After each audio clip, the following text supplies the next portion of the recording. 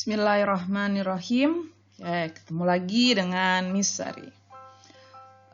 Video ini masih melanjutkan video sebelumnya ya.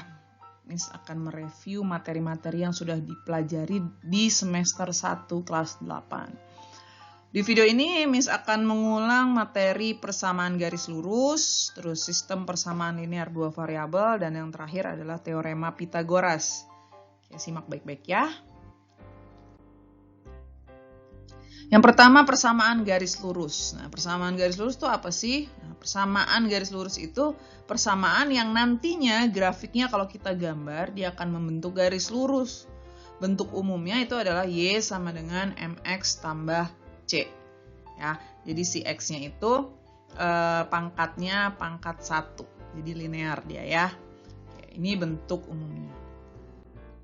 Nah, di persamaan garis lurus, yang pertama kita pelajari adalah bagaimana cara menggambar grafiknya. Langkah-langkahnya, yang pertama, paling tidak kita harus menentukan dulu minimal 2 titik. Nah, 2 titik ini gimana cara kita tentukannya? Bisa kita pakai X sama dengan 0, kalau kita dapat X-nya sama dengan 0 tuh Y-nya berapa? Dan Y sama dengan 0, nah, terus nanti X-nya berapa? Nah, kalau kita udah dapat kan, dapat 2 titik tuh. Dapat 2 titik, bisa kita gambarkan. Atau kalau mau pakai X yang lain juga boleh. Misalkan X-nya sama dengan 0, terus satu lagi aku mau X-nya 1 deh, boleh, bebas. Yang penting kita mendapatkan 2 titik yang bisa kita gambarkan di Cartesius. Nah, itu cara menggambarnya. Lalu yang kedua, kalau udah kita gambarkan 2 titik tadi, kita tinggal tarik aja garis itu. Garis yang melewati 2 titik tersebut. Nah, garisnya pakai penggaris ya, biar kelihatan grafiknya itu garis lurus. Nah, selanjutnya yang kita pelajari adalah tentang gradien. Nah, gradien atau kemiringan. Apa sih gradien? Gradien itu adalah perbandingan komponen Y dan komponen X. Nah, kadang disebut juga derajat kemiringan atau kecondongan dari garis terhadap sumbu X. Nah, jadi kemiringannya terhadap sumbu X-nya ya. Jadi kalau dia nggak miring terhadap sumbu X ya berarti dia nggak miring lah ya gitu. Nah, notasinya itu M. Jadi lambangnya gradien itu adalah M. Nah, cara menentukan gradien macam-macam tergantung yang diketahui. Nah, pertama, kalau diketahui persamaannya seperti ini, bentuknya udah Y sama dengan MX tambah C. Jadi M ini nanti bilangan gitu ya. Jadi kalau bentuknya udah Y, maka gradiennya tinggal kita lihat aja koefisien X-nya berapa. Itulah gradiennya. Kalau bentuk persamaannya masih AX tambah BY tambah C sama dengan 0. Jadi persamaannya itu sama dengan 0. Maka M-nya itu adalah min. Nah, min ya. Koefisien X bagi koefisien Y. Jadi min depan X bagi depan Y gitu. Nah, itu kalau bentuk persamaannya sama dengan 0.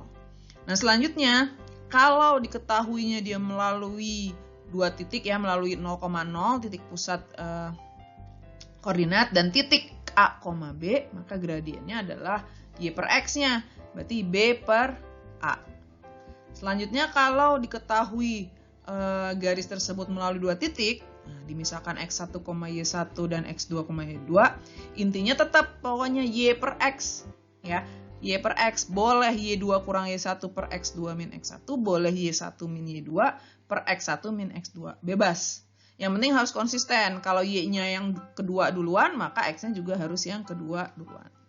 Intinya Y per X. Nah, ini menentukan gradien. Nah, selanjutnya, jika diketahui garis lain, pertama, misalkan dia sejajar sumbu X. Sejajar sumbu X berarti kan dia nggak miring ya, maka M-nya sama dengan 0. Nah, kalau dia sejajar dengan sumbu Y berarti tegak. Nah, ini gradiennya tidak terdefinisi. Ya. Lalu kalau garisnya, misalkan diketahui garis lainnya itu dia garisnya saling sejajar, maka gradiennya sama ya. Kalau dia tegak lurus, maka berlaku hubungan M1 kali M2 itu min 1. Atau gradiennya dia itu adalah kebalikannya dan berubah tanda. Gitu ya. Jadi kalau garisnya saling sejajar, gradiennya sama. Kalau garisnya tegak lurus, itu adalah dibalik dan berubah tanda. Maka Makanya di sini tak terdefinisi. Karena apa? Karena tegak lurus dengan sumbu X kan berarti min 1/0. Nah, 1/0 itu kan tak terdefinisi ya. Kalau pakai kalkulator aja error. Ya, jadi itulah kenapa ketika sejajar sumbu Y, dia gradiennya tak terdefinisi. Nah, ini cara menentukan gradiennya. Selanjutnya yang kita pelajari adalah menentukan persamaannya. Nah, jadi kalau tadi kan gradiennya kemiringannya. Nah, ini menentukan persamaan garis lurusnya. Sama. Ya, tergantung apa yang diketahui. Nah, yang pertama, kalau yang diketahui gradiennya dan melalui satu titik, maka tinggal kita masukin ke rumus nanti ya. Y min Y1 sama dengan MX min X1. Kalau yang diketahui adalah 2 titik, maka persamaan garis lurusnya adalah Y min Y1 per Y2 min Y1 sama dengan X min X1 per X2 min X1. Lalu kalau yang diketahui itu adalah dia sejajar terhadap suatu garis gitu ya. Nah, sama ini kayak yang pertama, karena kan kita ingat kalau sejajar itu gradiennya sama, maka sama juga. Dan terakhir, kalau dia tegak lurus dengan suatu garis, maka M-nya itu kita ganti jadi min 1/M. Karena tadi kalau tegak lurus, gradiennya dibalik dan berubah tanda. Nah, jadi itulah yang kita pelajari di bab persamaan garis lurus ya. Jadi bagaimana menggambarnya, lalu bagaimana mencari gradien, dan yang terakhir bagaimana menentukan persamaan garisnya. Oke. Bab selanjutnya yang kita pelajari itu adalah sistem persamaan linear 2 variabel. Nah, jadi kalau namanya sistem itu berarti kalau ada gabungan 2 dari PLDV-nya, dari persamaan linear itu ada 2, digabung jadi 1, maka membentuk suatu sistem, sehingga kita nanti bisa mencari penyelesaiannya. Nah, ini definisi dari persamaan linear 2 variabel itu dinyatakan dengan AX tambah BY sama dengan C. Nah, X sama Y-nya ini adalah variabel. Ada 2 kan variabelnya X dan Y, maka disebut 2 variabel. Kenapa disebut persamaan? Karena pakai tanda sama dengan. Kenapa linear? Karena pangkat tertingginya pangkat 1. Nah, itulah kenapa disebut persamaan linear 2 variabel. Nah, yang disebut variabel di sini adalah X dan Y, koefisiennya itu adalah A dan B, lalu konstantanya itu adalah C. Ya. Nah, bagaimana cara menentukan penyelesaian dari PLDV? Maka kita coba-coba ini. Ya, kalau PLDV hanya 1, bukan SPLDV, bukan sistem, maka kita coba-coba aja. Misalkan kita cari X-nya mau berapa nih? X-nya berapa kita masukin ke persamaannya, nanti sehingga dapat Y gitu ya. Jadi ini sistemnya trial and error. Kita coba satu per satu. Kalau nggak ditentukan, maka kita coba-coba. Itu bagaimana menentukan PLDV. Nah, selanjutnya cara menentukan penyelesaian SPLDV. Nah, ini inti dari bab ini. Yang pertama adalah metode grafik. Nah, jadi kalau metode grafik kita harus gambarkan masing-masing grafik dulu. Kan udah bisa ya bikin grafik ya. Jadi kita tentukan X-nya, lalu kita taruh di diagram Cartesiusnya di grafiknya. Karena ada dua PLDV, maka akan ada 2 garis. Ya, akan 2 garis. Terus nanti kalau kita udah bikin garisnya, kelihatan tuh ada titik potongnya. Nah, titik potongnya itulah yang merupakan penyelesaian SPLDV. Nah, itu metode grafik. Yang kedua, metode substitusi. Nah, substitusi itu kan mengganti. Jadi kita ganti salah satu variabel. Kalau ini misalkan mau kita ganti Y-nya ya, maka kita nyatakan dulu tuh Y-nya itu sama dengan apa? Y sama dengan apa X. Nah, Y itu nantinya kita ganti sama X-nya, sehingga kita nanti X-nya dapat gitu ya. Jadi intinya nanti kalau substitusi kita ganti salah satu variabelnya dengan variabel lain. Nah, itu untuk mendapatkan penyelesaiannya. Lalu yang ketiga adalah dengan cara eliminasi. Nah, eliminasi itu menghilangkan salah satu variabel. Nah, caranya apa? Kita harus menyamakan koefisien yang mau dieliminasi dulu. Kalau misalkan kita mau menghilangkan variabel X, maka koefisien X-nya harus disamain. Nah, samainnya gimana? Kita kalikan dengan suatu bilangan. Nah, bilangannya nggak apa-apa beda ya. Tapi setelah dikalikan nanti jadi bisa sama koefisiennya. Nah, biasanya paling gampang itu adalah kalinya kita balik. Jadi persamaan yang pertama kita kalikan sama koefisien dari persamaan yang kedua. Nah, persamaan kedua kita kalikan sama koefisien dari persamaan yang pertama. Nah, kalau sudah sama nih, tinggal kita hilangkan, bisa ditambah atau dikurangi. Gitu, pokoknya hilang. Nanti dapat deh nilai XY-nya ya. Nah, yang terakhir metode campuran. Kalau campuran itu gabungan dari substitusi dan eliminasi. Nah, biasanya pertama kita eliminasi dulu. Kalau udah dapat eliminasi, misalkan dapat variabel X, nah tinggal kita substitusi X-nya, kita masukin dapat Y-nya. Gitu. Yang paling sering digunakan itu adalah metode campuran. Nah, itu ya. Jadi yang kita pelajari di SPLDV itu adalah menentukan penyelesaiannya. Nah, yang terakhir ini adalah bab teorema Pythagoras. Teorema Pythagoras itu adalah aturan yang bisa dipakai untuk menentukan salah satu sisi segitiga siku-siku. Nah, ingat ya, Pythagoras itu hanya berlaku pada segitiga siku-siku. Oke. Nah, konsep awalnya nih, ya. Jadi kuadrat sisi terpanjang itu adalah jumlah dari kuadrat sisi-sisi penyikunya. Nah, yang mana sih yang sisi terpanjangnya itu? Nah, sisi terpanjangnya itu adalah yang berhadapan sama sudut siku-sikunya.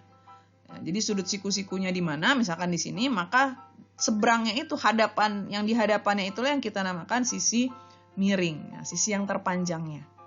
Nah, yang lainnya ini boleh ditukar, yang satu boleh sisi alas, satu lagi sisi tegak, atau dibalik pun boleh. Nah, contohnya ada segitiga ini, maka rumus Pythagorasnya adalah C kuadrat. Nah, ini ya, kuadrat sisi miringnya itu adalah jumlah dari hasil kuadrat sisi penyikunya. Maka C kuadrat sama dengan A kuadrat tambah B kuadrat. Nah, itu rumus Pythagorasnya. Nah, selanjutnya yang kita pelajari adalah jenis-jenis segitiga. Nah, jenis-jenis segitiga ini berdasarkan dari sisi-sisinya. Ya, jadi kita bandingkan kuadrat dari sisi terpanjang dengan hasil jumlah dari kuadrat sisi penyikunya. Kita bandingkan. Kalau sisi terpanjangnya itu ternyata lebih kecil, maka dia termasuk segitiga lancip. Kalau sama dengan, nah berarti kan Pythagoras ya. Kalau sama dengan berarti dia segitiga siku-siku. Namun jika lebih besar, maka dia termasuk segitiga tumpul. Nah, lancip, siku-siku, tumpulnya itu ada di mana? Ya, berada pada di hadapannya sisi terpanjangnya. Gitu. Itulah letak sudutnya. Yang selanjutnya kita pelajari tentang triple Pythagoras. Nah, triple dari kata-katanya dia triple itu 3. Ya. Jadi ada 3 bilangan yang menyatakan panjang sisi segitiga siku-siku. Ya, jadi dari 3 bilangan itu, bilangan terpanjangnya itu kalau dikuadratkan sama dengan jumlah kuadrat dari 2 bilangan yang lain. Nah, kalau berlaku itu tuh, maka dia disebut triple Pythagoras. Nah, yang paling sering ada triple Pythagoras yang dipakai gitu ya. Itu pertama 3, 4, 5 dan kelipatannya. Maksudnya apa kelipatannya tuh? Berarti kalau misalkan kita kali 2, semua bilangan kita kali 2, maka kelipatannya adalah 6, 8, 10. Maka 6, 8, 10 pun triple Pythagoras. Ya. Selanjutnya yang paling sering itu 5, 12, 13. Ada juga 7, 24, 25. Lalu 8, 15, 17. Dan yang terakhir 9, 40, 41. Ini yang paling sering digunakan di soal-soal ya. Jadi 5 triple ini. Dan kelipatannya ya, gitu. Jadi kelipatannya itu bisa dikali atau dibagi gitu. Nah, ini triple Pythagoras. Yang selanjutnya perbandingan pada sisi segitiga siku-siku khusus. Nah, ingat ya, kalau Pythagoras itu kan pada segitiga siku-siku. Nah, ini yang segitiga siku-siku khusus. Khususnya di mana? Pertama, kalau segitiga siku-sikunya itu sama kaki. Nah, ini gambarnya seperti ini. Sama kaki, berarti kan sudutnya sama ya. Nah, ini berlaku perbandingannya adalah panjang sisi yang di depan 45 derajat. Nah, kan sama ya. Itu perbandingan sisi yang di hadapannya 90 derajat, di hadapannya siku-sikunya, itu adalah 1 banding 1 banding akar 2. Ini perbandingannya. Jadi kalau someday ketemu soal, oh yang di sini 2, berarti yang di sini juga 2, yang di sini 2 akar 2. Sama-sama dikali 2. Gitu ya. Ini pada segitiga siku-siku sama kaki. Segitiga siku-siku khusus yang lainnya itu adalah segitiga siku-siku yang salah satu sudutnya 30 derajat. Nah, bentuknya seperti ini. Kalau salah satunya 30, maka satunya lagi 60. Karena yang satunya lagi kan 90 siku-siku ya. Nah, perbandingannya kalau bentuk segitiga yang seperti ini, yang di depan 30 itu adalah 1, di depan 60 itu akar 3, depan 90 itu 2. Jadi berurutan ya. Jadi semakin kecil sudutnya, maka panjang sisi yang di hadapannya pasti semakin pendek. Gitu ya. Jadi semakin besar sudutnya, maka panjang sisi di hadapannya akan semakin panjang. Gitu. Jadi perbandingannya adalah 1 banding akar 3 banding 2. Nah, ini perbandingan sisi segitiga siku-siku khusus. Lalu apalagi yang kita bahas di di teorema Pythagoras ini? Yaitu tentang menentukan panjang diagonal. Nah, yang pertama panjang diagonal sisi nih. Kalau ada bentuk persegi panjang begini, ini panjangnya, ini lebarnya. Nah, ini kan otomatis di sini segitiga siku-siku ya, sudutnya siku-siku. Maka panjang diagonalnya itu berlakulah rumus Pythagoras. Maka D-nya itu adalah P kuadrat tambah L kuadrat. Jadi kalau nyari D-nya, diagonalnya tinggal kita akarin. Akar dari P kuadrat tambah L kuadrat. Lalu apalagi? Kita bisa gunakan untuk mencari diagonal bidang pada kubus. Nah, ini diagonal sisi pada bangun datar. Nah, diagonal bidang pada kubus. Nah, kalau kubus kan sisinya sama ya. Berarti BD kuadrat, nah ini diagonal bidang kubusnya nih. BD misalkan, BD kuadrat itu kan CB kuadrat tambah CD kuadrat. Berarti S kuadrat tambah S kuadrat. Berarti 2S kuadrat. Nah, ini kita akarin nih. S kuadrat kita akarin kan jadi S, maka diagonal bidang pada kubus itu adalah S akar 2. Jadi kalau sisinya 5, berarti diagonal bidang pada kubusnya ya 5 akar 2. Kalau 7, 7 akar 2. Maka diagonal bidang intinya pada kubus itu adalah S akar 2. Itu ya, S-nya sisinya. Nah, yang terakhir ini adalah diagonal ruang. Pertama, diagonal ruang pada balok nih. Jadi, kalau kita lihat diagonal ruangnya itu kan AG. Ya, D-nya mis lambangkan dengan D. D kuadrat itu adalah AC kuadrat ditambah CG kuadrat. Nah, AC sendiri itu adalah AB kuadrat ditambah BC kuadrat. Pakai Pythagoras ya, tetap. Nah, AB kuadrat tambah BC kuadrat. Kalau digabungkan, maka diagonal ruangnya adalah akar dari AB kuadrat tambah BC kuadrat tambah CG kuadrat. Pada balok, nah AB itu kan panjangnya, BC itu lebarnya, CG itu tingginya. Sehingga diagonal ruang pada balok adalah P kuadrat tambah L kuadrat tambah T kuadrat. Terus diakarin deh. Nah, ini pada balok. Yang terakhir pada kubus. Kita tahu kalau kubus itu kan panjangnya sama semua ya, sisinya, rusuknya. Nah, kalau diagonal ruang kubusnya itu adalah DF, nah, maka Pythagorasnya nih DF kuadrat adalah DG kuadrat tambah GF kuadrat. Nah, pada pembahasan diagonal bidang tadi, DG kuadrat itu adalah 2S kuadrat. Sedangkan GF itu S kuadrat, maka diagonal ruang kubusnya adalah 2S kuadrat tambah S kuadrat. Sama dengan 3S kuadrat. Nah, kita akarin, sehingga kita simpulkan diagonal ruang pada kubus adalah S akar 3. Nah, jadi kalau S-nya 3, ya 3 akar 3. Kalau S-nya 5, 5 akar 3, dan seterusnya ya. Kalau tadi diagonal bidangnya adalah S akar 2, diagonal ruangnya adalah S akar 3. Gitu. Mudah ya. Jadi yang kita pelajari di Pythagoras tadi tentu rumus Pythagorasnya, lalu bagaimana menentukan sisi-sisi segitiga siku-sikunya, menentukan jenis segitiganya, lalu kita bisa menentukan sisi segitiga siku-siku khusus, lalu terakhir kita bisa menentukan panjang diagonal, baik diagonal bidang maupun diagonal ruang.